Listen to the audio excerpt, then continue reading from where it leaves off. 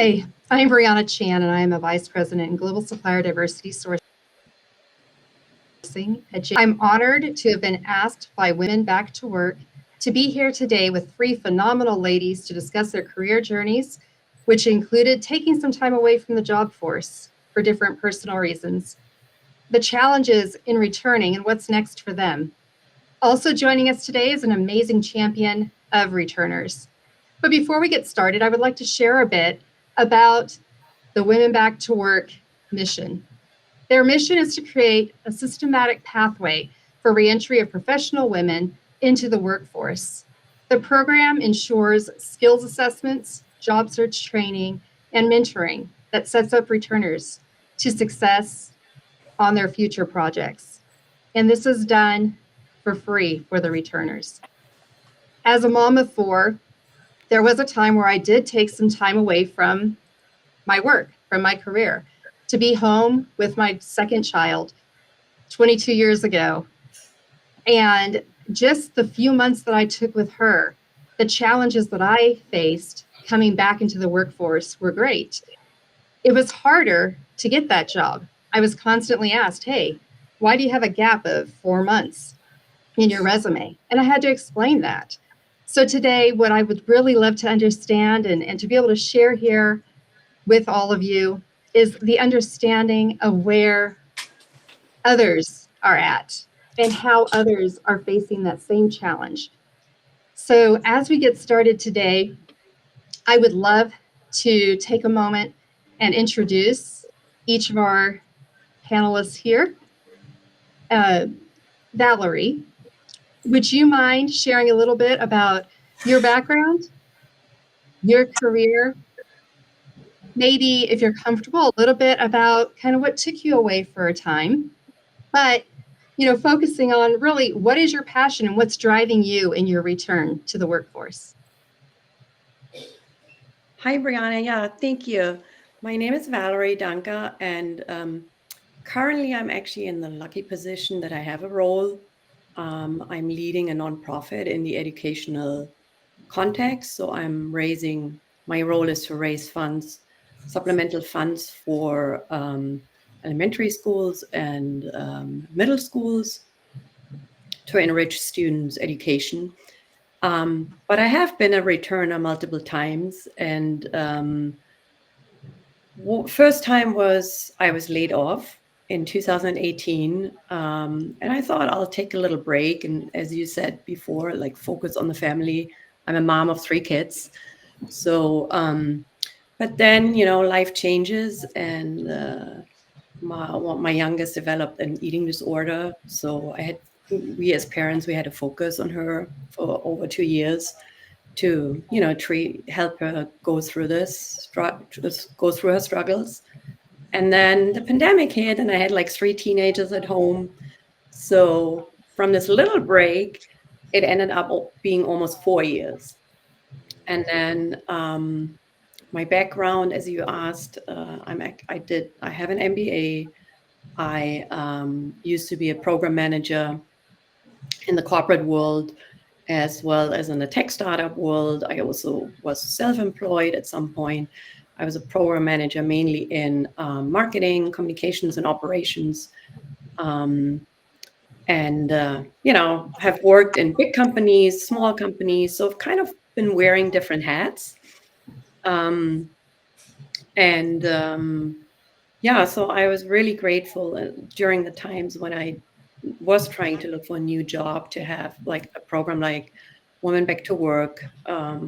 The leadership and the community was amazing to support me along the way, and where I could lean on, where I could learn to get back, and especially focusing on the self-confidence after a certain break. Your confidence is quite low. You have gained, managing kids at home and struggles at home. You still learn a lot. You still have a lot of skills to offer. However, your confidence is a little low, and you're insecure. And Women Back to Work was my go-to place to really find some strengths and a community. So that helped me in the first place acquiring a contract role with Amazon actually in 2022. In 2022, which was for 4 months, and it was an amazing experience in the global DI department. It was awesome. It was a contract role, but really learned a lot of new things. And then end of 2022, all the big tech companies started laying off again. So my contract wasn't extended. So again, I was, on the job search, went back to Women Back to Work, and started also, applying some new skills, did a project management, Google project management certificate, did some extra studies with Stanford continued study. So basically adding skills and certificates just to, keep your brain active. And then I also started really being engaged with the community, started working, pro bono, started doing pro bono work, was on the board of a nonprofit, was a trustee at the same nonprofit. So basically, trying to be still engaged and active. That's what helped me to, get my latest job, being the lead of the nonprofit that I'm currently working at. So yeah, that's in a nutshell my little story. But it's great because there are so many similarities when we start to talk about life as a woman in the workforce, right? And what the different challenges are and the different things that we come across. So thank you for sharing, Valerie. Bodhi, would you mind sharing a little bit about yourself as well? Absolutely, Brianna. Hello, everyone. I'm Bodhi Prade, and you can call me Bodhi. I have around 11 years of experience in IT, including 6+ years of experience in program management across different industries like cloud, mortgage, government sector, where I have driven customers' migration to the cloud, automated processes to shorten customer onboarding time, developed strategies and roadmaps for key initiatives, led agile transformations, and established agile best practices. Most recently, I was working with Amazon Web Services as an engagement manager and got impacted in the mass layoff last year. I'm also very passionate about giving back to the community. I'm a sergeant in the US Army Reserve. And last year, I was very fortunate to be part of the African Lion Training program in Morocco, which is a joint training exercise between US and military of 49 nations. I was awarded the Army Commendation Medal for my contributions for that. And early this month, I was promoted to a staff sergeant, actually. My military Congratulations. thank you.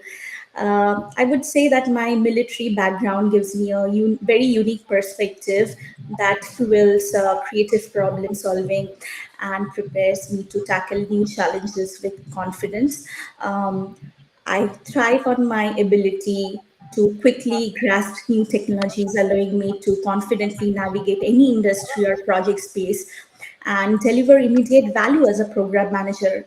But in my experience, I have seen that the gap is often looked as less qualification, but I'm scaling up every day and learning and enhancing my skill sets. So, as a TPM, I believe on staying on top of new technologies and innovations and continuously learning. So, I keep looking for certifications and courses so that I can stay relevant. I have achieved Databricks accredited generative AI fundamental certification and similar ones basically to enhance my skill set. That's fantastic.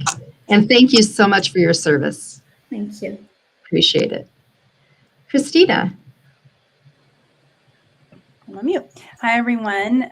So I'm Cristina Perez, and I am not a returner, but I did work with so many returners in the past 3 years. So just a little bit of my quick background. I pretty much my whole career has been dedicated to really fighting social economic inequities. Started working with underrepresented students in the Bay Area, and then helping them figure out their careers or going into college, what their next steps were, and then creating pathways for them with working with organizations across the US. And then 3 years ago, I started working at Workday, and I was the senior global talent acquisition partner on our diversity talent acquisition team.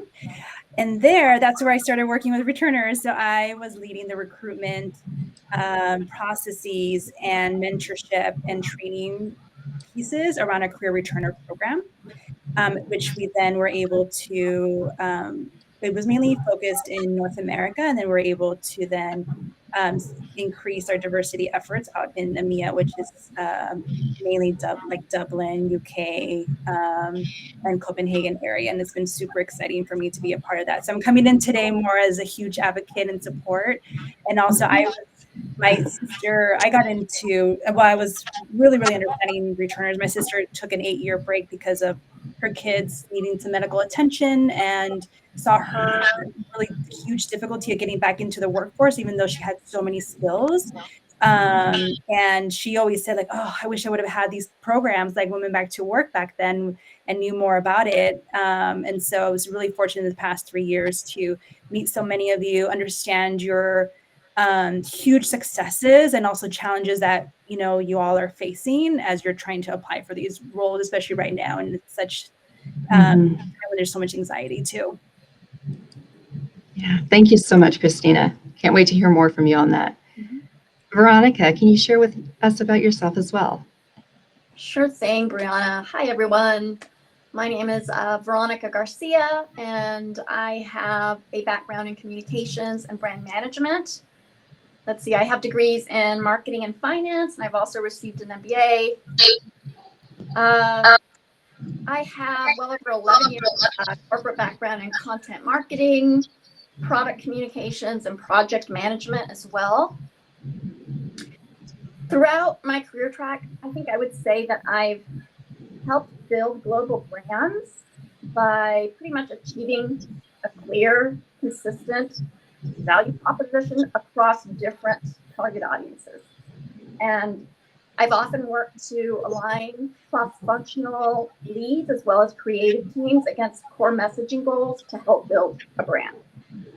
I think I would say my career track has been a bit more of a zigzag and less of a straight line path. I actually started out working in product management in the tech sector earlier on in my career. And then a bit later, I sort of pivoted into marketing communications and also project management and program management, also for tech and entertainment organizations. And I've held different roles where I think I need to help define objectives and steer a broader strategic direction. But I've also had to ensure adherence to messaging and timing details across different types of tactics. And so I would say that I bring a good balance of helping define an overall strategy and also aligning team tactics against the execution of that strategy. So much of that work for me has involved development of outbound content for digital channels. So that includes things like promo pages, emails, video content development, newsletters, event activations, things like that. Yeah, and I think pretty much things came to a bit of a halt or a break for me in 2017 when I did take a career break to move back to my hometown in Arizona and be a bit closer to my family. I was able to help care for a disabled family member back then, and looking back, I'm really glad that I was able to do that. That said, there's a number of different ways that we can find meaning and purpose during a lifetime. And for me, that was a really important life lesson to learn. So then fast forward a little bit to 2021, I did take a role with a leader in audiobooks and podcasts as an integration marketing manager. Unfortunately, I was impacted by layoffs earlier this spring, and I'm again now seeking my next opportunity. As each of you ladies were speaking, just in our introductions, each one of you, I sat there and I went, oh, I remember something like that happening in my life, or I had to go through that too. And I know that so many people out there, not just women, but obviously today we're talking about the women, right? That the challenges that we each go through every day, whether it's, helping our parents or helping another family member who needs some assistance, or perhaps it's, I want to change careers altogether. Maybe it's a child, maybe it's a relationship with someone else, maybe it's education. I mean, there's all these different reasons. So as we talk today, just, love to just continue to hear those stories, because I think that the more that we share, the more others can understand that connection and can see the benefits. And just hearing about the tools and the skills and everything you've been able to continue to grow and acquire as a result of working with Women Back to Work, and being able to just continue to grow your network and your knowledge is phenomenal. So I have a question for Bodhi and for Veronica to begin with. As you're both returning to work after pausing your careers, what message do you have for your new employer and for the hiring managers out there who are considering you or who would want to consider you? Veronica, do you want to go first? Absolutely, sure. I kind of feel like this is a super important question that is kind of at the center of what we're focusing on today, or oftentimes in our conversations with different women who are also job seeking at the moment. And really, at its core, I feel like it's a no-brainer. Essentially, employers are often seeking energy, professional insight, and self-motivated candidates who have a desire to learn and to grow, and that's us, and we're ready. We've already demonstrated that we have the skills in prior roles, right? And ultimately, we're really eager to be productive and to contribute these skills and talents towards a new professional mission. And well, it's a win-win. Love it. Bodhi, what do you think? I would like to say that please don't look as don't think that the gap is less, make me less qualified. Basically, I have extensive experience not only in IT as a program manager, but my military background, like I was mentioning earlier, gives me a unique perspective, right? And it has made me into a servant leader, which helps me to build teams and basically make sure that my team is delivering, right? So give me the chance, like I am able to basically take up any challenge with confidence and deliver. So just don't think that the gap makes me less qualified. And you brought up a great point. There are things and experiences that each one of us have gone through that may not be in our career path, right? Or our career journey of a traditional nature. But there's these other things, these other skills we're learning elsewhere. There's these other opportunities to lead. As I mentioned, I have 4 children. Well, can I put leadership? Can I put CEOs, COOs, CFOs? Like, I should be able to put all those titles just over running the household, right? And raising children. There's a lot to that. You have to be able to project manage. You have to be able to inspire and encourage and motivate. You have to be able to get them, the individual, whether it's a direct report or it's a child or even a stranger, right? You have to motivate them to do what can help them to get to that next level. So that's phenomenal. I love how you both brought that in of, these are things that I didn't do in my career, but here's what we're still doing. Here's what I'm learning. So Cristina, one of your notable achievements has been in hiring returners into full-time roles.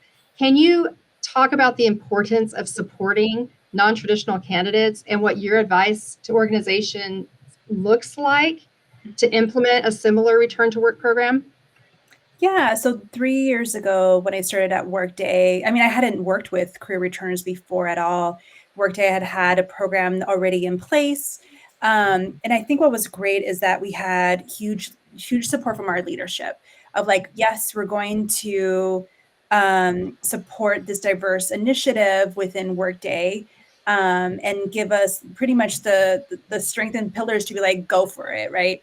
And so it was up to us and our team to really think about how can we structure a program where it's going to be supportive all the way through, from recruitment to working with the hiring managers and those who are going to be working with them on the team, and then thinking about, okay, we hire returners, but what about afterwards? What kind of support can we give them? What is needed? And in the very, very beginning, including, just learning about how Workday does their process, we worked early on with organizations like Women Back to Work and iRelaunch to talk to them around their expert advice and what they're seeing in trends around what returners are needing, what other organizations are, what they're doing, what kind of programs. Because really, in an organization, you could really create what you feel is, great for your company. And some organizations start super small, like maybe, let's start this program, in the marketing department or in the product department, and start small with maybe 5 headcounts, a year or maybe a semester. I'm sorry, quarters. And sorry, my daughter, I'm thinking my daughter in school, in quarters. And so I think it's really important, one, to see what kind of resources your organization has already, having the backup from your leadership to say, we're going to say yes to headcount. And a headcount can look differently. Some folks can get hired on. We started off hiring folks as contract workers, and then they got promoted into full-time roles. And then eventually, the amazing part of this, which, already knowing so many of the returners that got hired, they proved that, like you all are saying, you have the skills, you are coming in with such great energy and wanting to be there, already have the professionalism, you're resilient, all those pieces will show up, as they're working. And, our program moved into from 80% up to 100% retention and conversion into full time. And so we were able to then show again to the leadership, look, these individuals are amazing, like you're seeing. Why not bring them in as full time? And that's what we started doing, and so programs could really be so many ways. I think the initial piece, I think with any kind of program, there's initial fear, there's bias, right? And that's why you could be an amazing candidate, and this is for any kind of diversity initiative and candidacy. You could be an amazing candidate, and you'll still have hiring managers or even interview teams like, oh, I don't know, I have this bias, someone has a gap, what have they been doing?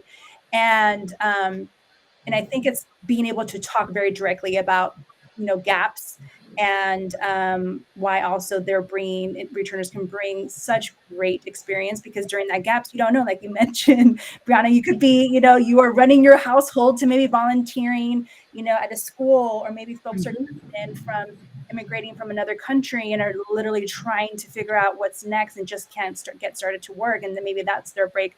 Or folks are, going back to school, especially during COVID, and being able to upskill their professional skills. And so not to get that bias, and also stopping the conversation from right away. So I've had really frank conversations with hiring managers to be able to have them really kind of ease into the process. And it just has to be a partnership within talent acquisition, a partnership with your leaders, and partnership also with the middle folks, like the managers who are going to hire these folks. And so I think all that needs to be in place, and to be really thoughtful in that process as well. And also returners, once they're in your program, they're like the easiest person to then be, hey, come join, right? They're in the process. They got this, such, positive experience with getting back into your workforce. And they could be a lot of times your spokespeople, right? Of like, this is what, Workday is amazing, or this organization is amazing to do this kind of program.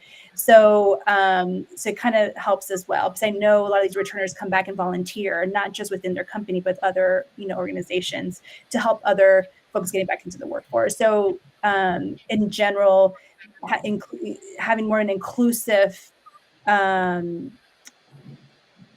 pipeline and also workforce in your company will bring a lot more, of course, diversity and ideas, and also experience that I think will only help the business even better. Yeah, and it's neat. Throughout my career, a couple of the companies I've worked for have had a program that was specifically tailored really to women returning to the workforce, most of whom had taken time off to raise children or to take care of elderly parents.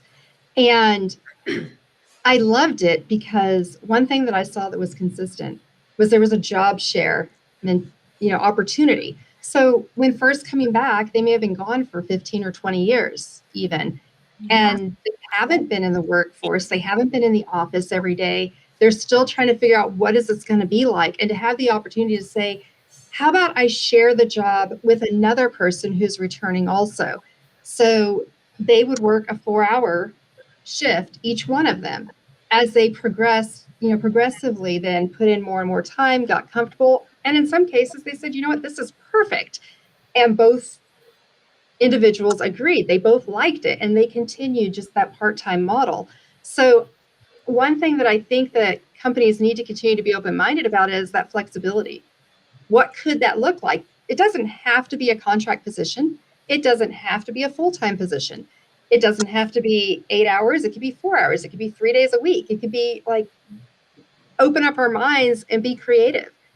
How much more could the world do to help others if we were to just kind of open up and broaden that perspective on what could be rather than what's always done? Yeah, not limit ourselves with those blinders, right? Yeah, even the word non-traditional, right? I keep going back to, can we get rid of that word, right? Can we get it that we're just all part of a pipeline that it could, it'd be really successful, whether traditional or non-traditional. But there is still that bias, right? And so I think it's still important to call out when we need to support, specific pipelines to candidates who are coming in. But non-traditional could be, like you said, part-time, full-time, I think any way to get back in the workforce is going to be super helpful. I mean, the contract work is really great too, to get in the door too. Absolutely. Get yourself back, get comfortable, remind yourself that you are worthy, you are able, you are still capable of doing these things. Just because you may not have been sitting in a desk in an office for however many days, months, years, that's okay. You've still got it. It's still there. Just bring it back out and now have more to it because of what you've done in the interim. So Valerie, in re-entering the workforce after a break, obviously it can be challenging. We've talked about some of that, right? What strategies did you use to regain momentum in your career, and what has surprised you the most in the process of going into a workforce, maybe even taking time out, coming back again? What does that look like for you? Yeah, thank you. So a lot of strategies have been we've kind of touched them already. Some strategies that have been really helpful for me were during the time finding a new job. Definitely be open-minded. Be willing maybe to do something that you've never done before, right? And then also turning your skills and your passion maybe into some pro bono work first, to gain some momentum, to gain experience, to be out there. Another strategy is, stay curious, be a learner, an active learner, try and gain some new skills. In my case, what I did is I figured that I needed some kind of like certificate to actually apply for program management roles. And so I did some research and I learned about the Google project management certificate, which, it's a commitment to do over a few months, but it's been an incredible learning experience. And obviously it's great to have it on your resume. And then also during the pandemic, where everything was online, I did 2 online courses through, as I mentioned earlier, Stanford Continued Studying. One was on storytelling being a leadership skill, which was really a great experience. And then the other one was social media marketing, because I thought, being more an old school marketing person. I needed to add some more digital and social media experience. And so that was also an amazing experience in terms of not only learning, but you also network. You meet people who are part of the course. So overall, stay curious, be active, engage your brain, engage in the community, bring out your passion, seek for a passion, and then ultimately build your own story, right? Try and find, who am I? In my case, I've been wearing so many hats. I've been, I'm more like a generalist. And then I got lost a little bit in all what I did. Who am I actually in my career?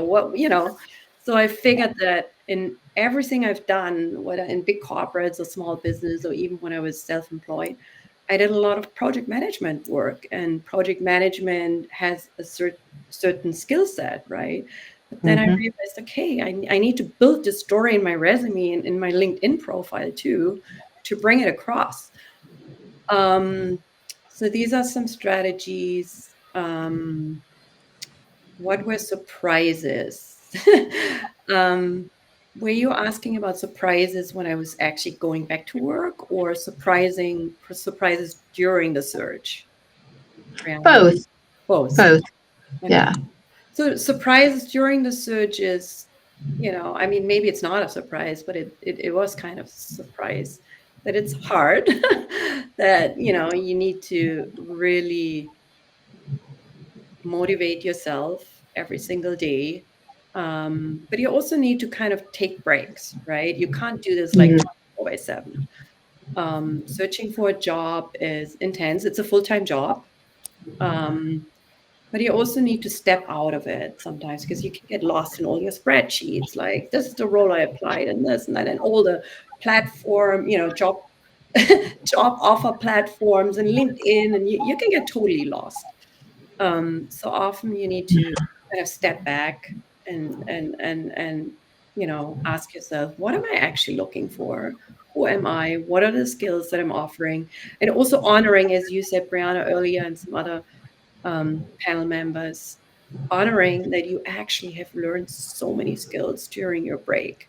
Like, own your break, own your gap, and don't be ashamed of it, right? It's nowadays, especially in these days, a break is not an issue. The gap is not a problem, right?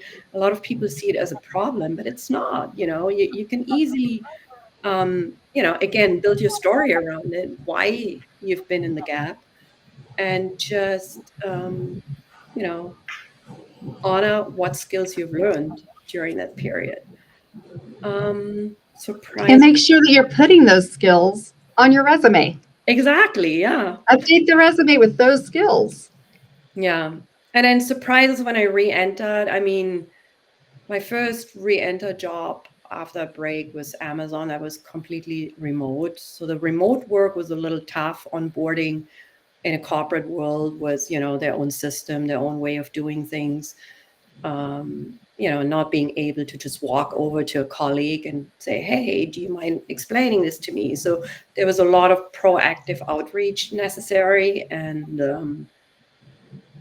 you're also thinking, oh my gosh, I'm asking another question, do they think I'm totally dumb? So it's, it was difficult in the remote context, but you just have to be a lot of proactive outreach was necessary, and just overcoming your own fear of being viewed as, somebody who has no idea, but, you're new, so you have the right to ask questions and figure it out.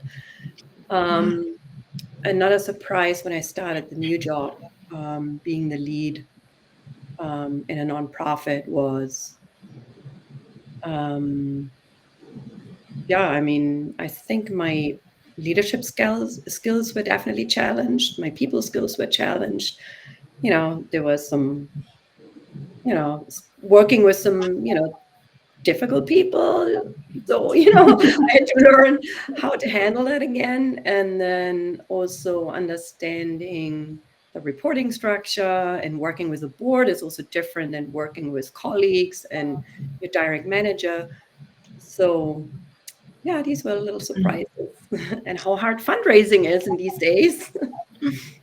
Yeah, definitely. So actually, I would like to ask everyone, because all of us over the last 4 or 5 years, if you weren't for working with a company or owning your own company where working from home was the norm, so many of us were thrown overnight into remote working.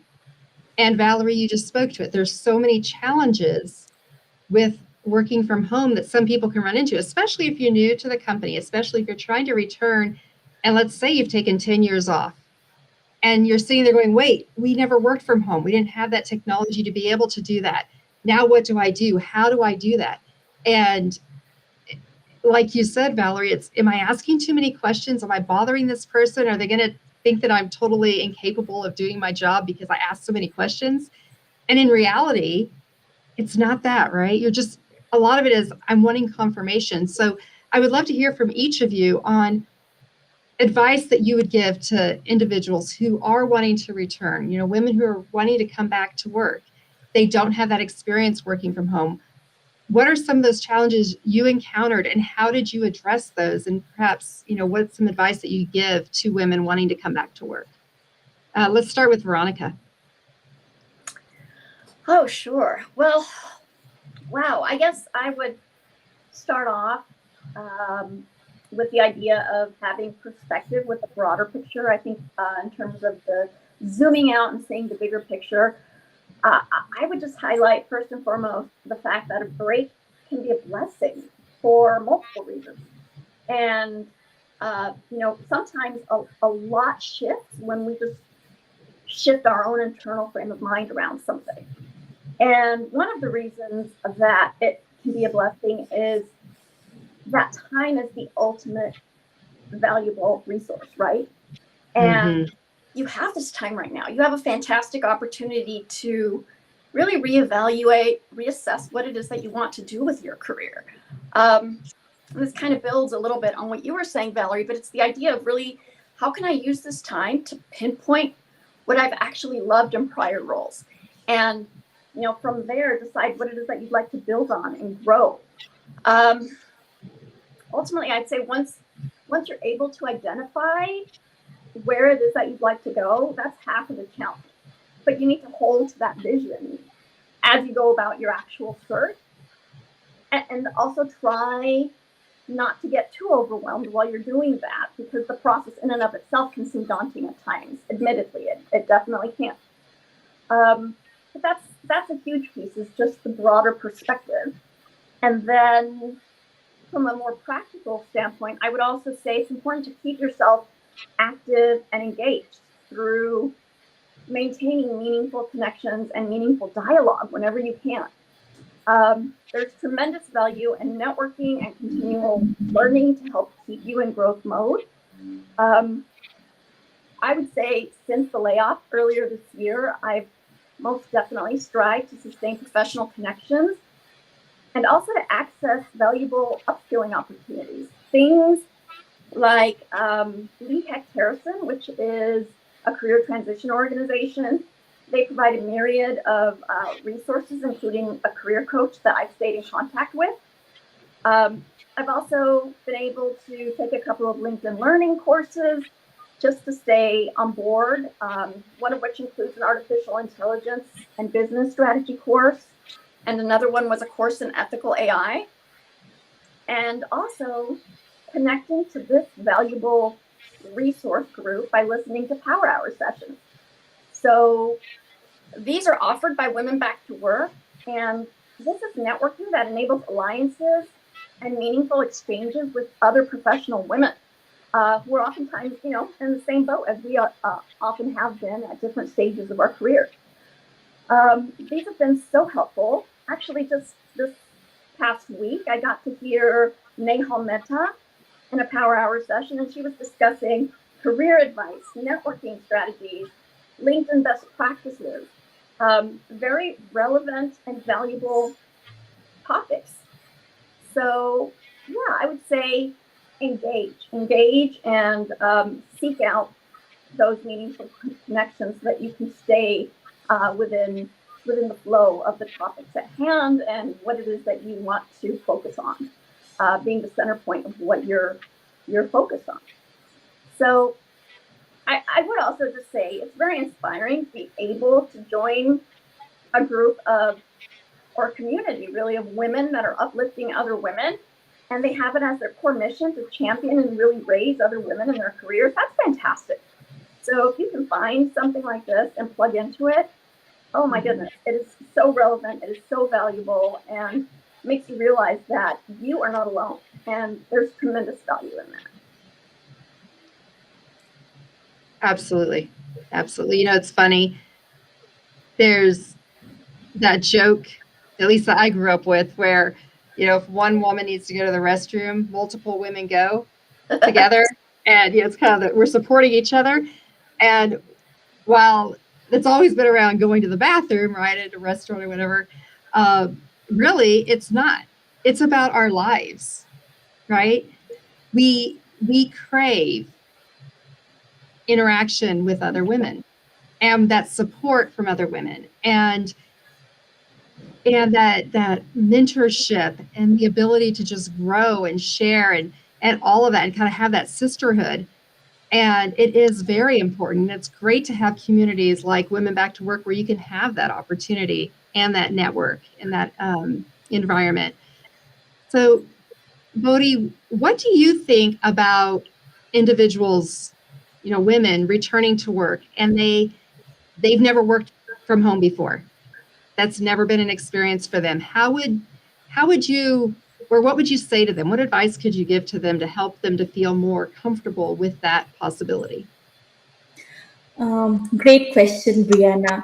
So first, talking about remote setting, let me share about my experience during COVID when I first started working remotely.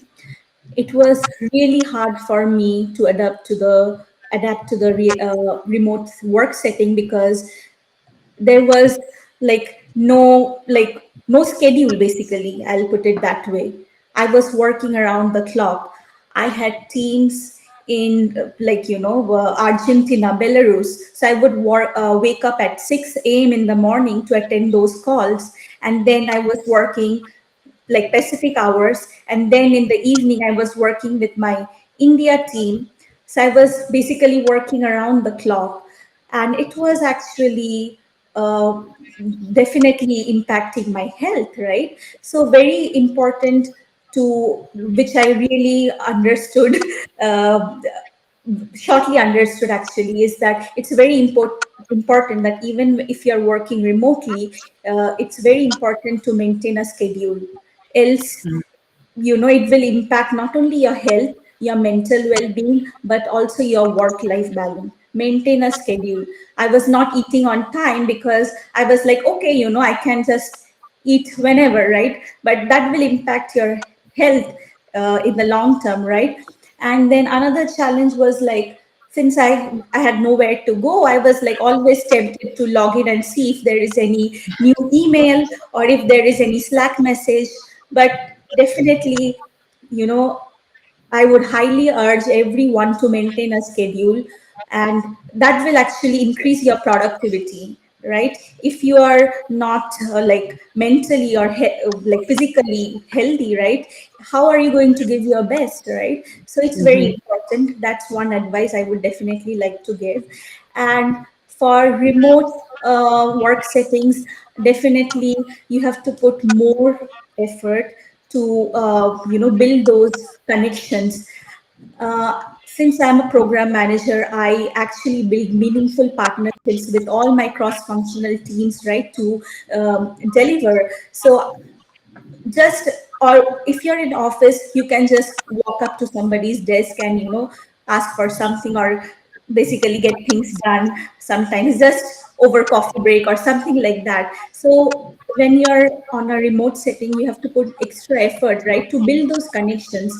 Don't be afraid, just set up those one-on-one calls, right? Get to know that person, right? So that you establish that connection. It's very important, right? And for returners, another thing I would like to suggest is that it's very important to have a community, right? And we have an incredible community with Women Back to Work, right? I have found this incredible community of sisterhood actually through Women Back to Work. There are weekly power sessions where amazing speakers share their knowledge on latest trends and technologies, which is super useful. There is like a WhatsApp group to support us and celebrate our wins. And just today, we are all here, like speaks about what this platform can do, right? So it's very important to have this community where you can actually use this community, learn from each other, and build yourself. That's awesome. So, Cristina, I'm curious, what keeps you going? Like, what gives you your resilience? What gives you your energy to just kind of get up and keep going? I realize you're on the opposite side, right? You're helping the returners, but still, I mean, your energy and the way that you're feeling and keeping things active and promoting within your firm impacts each one of the returners. Yeah, and also, and I'll clarify just a little bit. So I was at Workday for 3 years, and then I got laid off in April. And so I just recently started a new temp role. But even just the layoff, I was like, whoa, like it hit me, right? Because I've always worked. And so having that time to feel the feelings, right? So even during these times of anxiety in the market, I saw some notes earlier, like market is pretty volatile right now. It's super hard. And you do need to have this community of folks that are coming in and supporting yourselves as well. I mean, I have a family that I kept thinking like, I'm going to keep going and keep going. And truly seeing returners being able to get back into the workforce these past few years was really encouraging to know, like, okay, I know I can do that too. Being able, you know, I don't have the gap that they've had, and I know it's much harder. But there's still the need to keep going in a way where it's supporting yourself. So in psychologically, you know, whoever it is, your community, your friends, family that you know that are going to be helpful to you. Also creating, there's like the personal side, and I think there's the professional side that you all are talking as well. Professionally, whether it's meeting people, going to these types of discussions has been really helpful for me during this time that I needed to be resilient. Because you hear these stories, you get motivated by how everyone's journey is different, and understanding that there's a place for all of us in some form and at some time, but getting to understand what are the possibilities, what are the types of careers you can go into. Like I saw a question also around, like, you know, do I need to go get my master's, you know, my MBA now?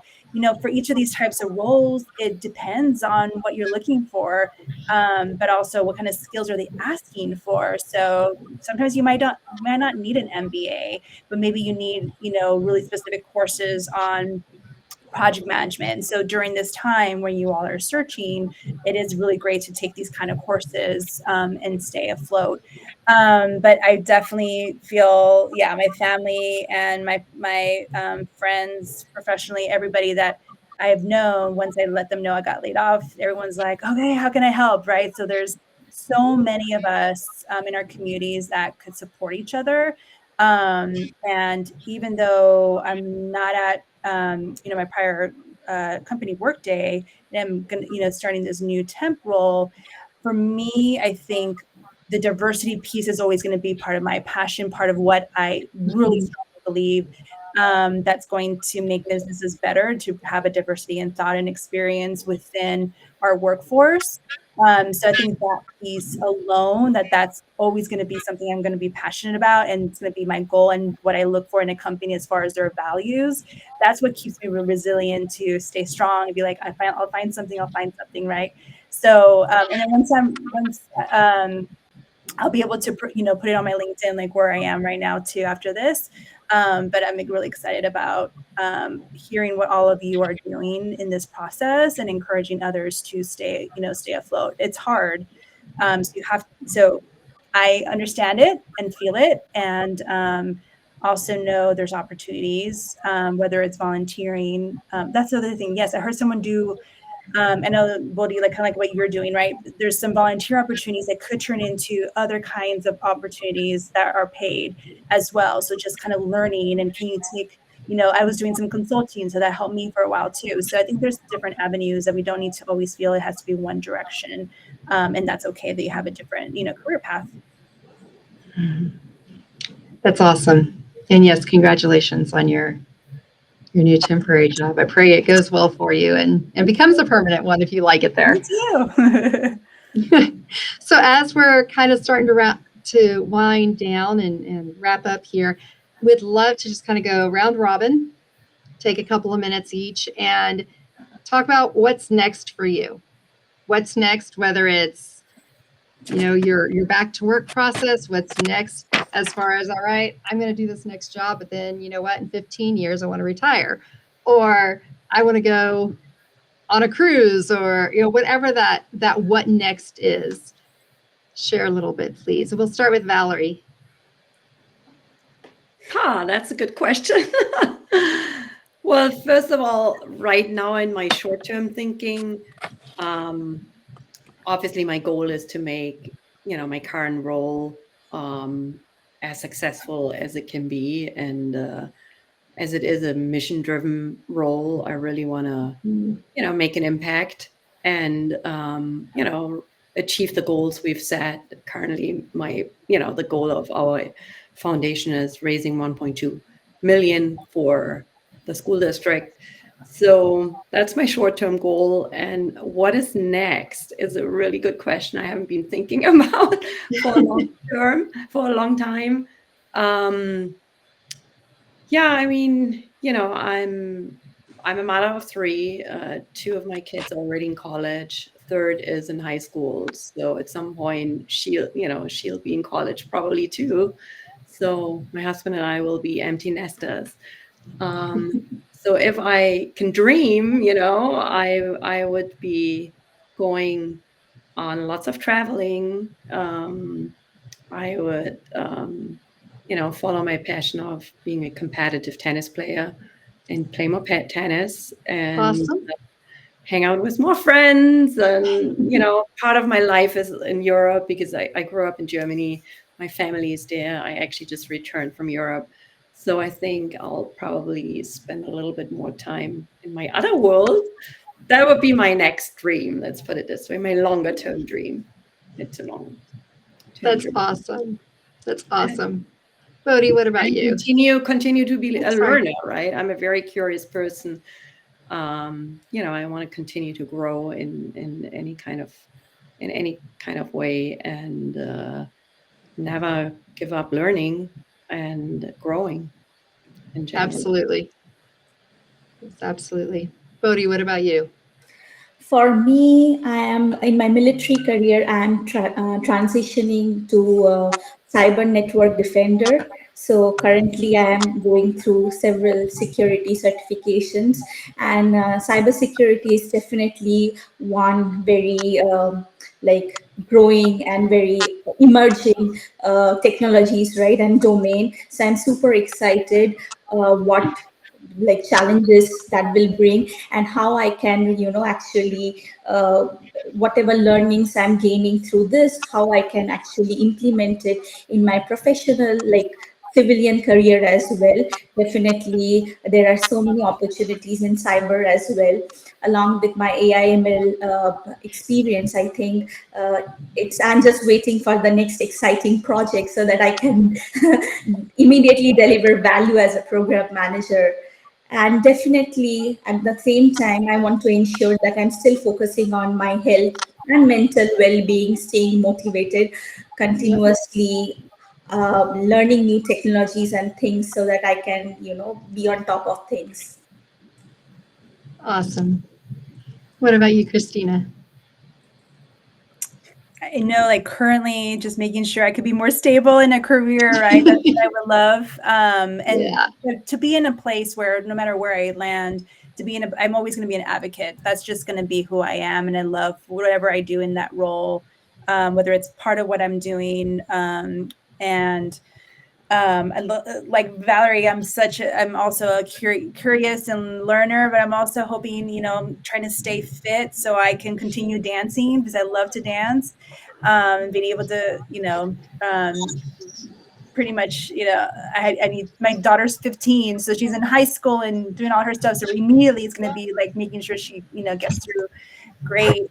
But in the future, definitely being able to, see where she goes and be able to support her, and for myself to be able to be in a place where I'm still advocating for folks, but also personally still feeling fit and, being able to dance. So that's kind of short vision, but I love traveling too. There's so many things, but yeah. That's fantastic. And Veronica. Sure. So I feel that I still have a lot to contribute on my marketing track, and I'm very interested in marketing communications and brand management areas, and I'm specifically interested in the media and entertainment spaces, and I've really been doing a lot of research around that more recently, and particularly content development for those areas. I really love the creative aspect of media and content production, and I can see myself really growing further in that space. So I think that's kind of where I'm leaning now. I think on a more short-term basis, just to kind of echo what a couple of the ladies have already said, I'm hoping to maintain a foundation of being healthy and fit, and continuing with a healthy mindset as well as a physical fitness state, is consistent exercise and fitness, and just really maintaining a schedule of being able to work out. And also I do yoga, which really helps keep me just centered and grounded and keeps my energy in check. And I think having that foundation is crucial for wherever I launch myself next. Absolutely. So the reason I asked that question is each one of us, when we wake up in the morning, we sit there, we go, why am I doing this? Whether we're looking for a job, whether we have a job, whether we're going to school, whatever it may be. And the why am I doing this isn't usually, well, I have to go get a paycheck. You have to go get a paycheck for what? And so I always, one thing that I do when I'm mentoring others or with my children or anything, it's always, okay, what is your why? What is the true why? And so you ask yourself why those 5 times to get to the real reason why. For me, my why in getting up in the morning is not to come into the office and work, right? It's what I'm doing to get to my why. And my why is to be able to be there to support my husband, who's a firefighter, and in a couple of years he gets to retire. And my why is to raise my children and grandchildren and be there for them and to watch them grow. So I need to be healthy for that why, right? I need to get up, I need to eat right, I need to exercise, I need to drink lots of water, which is what I've been doing the entire time. My why is I want to see the world. So I work so that I can be able to do these whys. And we need to be able to think about that. And as we're women and we're coming back to work and we're juggling everything that we juggle, whatever those balls may be, before we risk dropping one of those balls, we have to sit there and go, wait, what was my why? Okay, keep it in the air. Let's keep that ball in the air. We don't want to drop it because we don't want to lose our why. So that was why I asked you that question. I know it was put you on the spot, and it was something you weren't prepared necessarily. I didn't give you a heads up. But I love your answers, and I love that each of you, it really is in, I want to develop myself. I want to be healthy. And that's exactly where every one of us, I believe, should be looking, right? Because without those things, we can't get down here, right? So I love, again, being able to be on here with each of you, to talk to you. I've learned so much from all 4 of you. And thank you to Women Back to Work for making this possible, for having this program in place for women to come together, to have a community and a sisterhood, to learn and develop more skills, to be able to better promote ourselves in the workforce and beyond, and to be able to have that mentorship and the development opportunities. So thank you again. Thank you to all of those who have come and heard us speak today. And thank you for joining. Have a blessed day. Thank you so much, Brianna, for your time. Thank you so much, ladies. Thanks, Brianna. Thank you. Thank you, Brianna. Thank you all. And Bye. Bye. Bye, everyone.